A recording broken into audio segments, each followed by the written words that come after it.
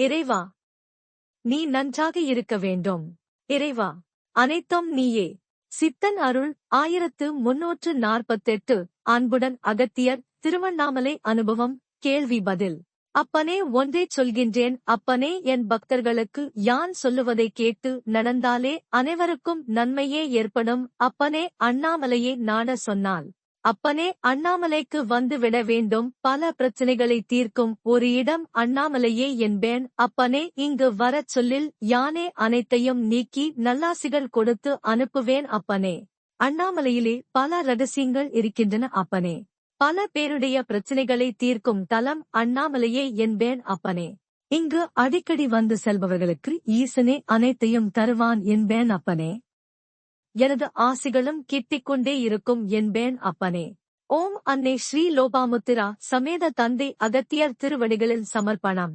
சர்வம் சிவார்ப்பணம்.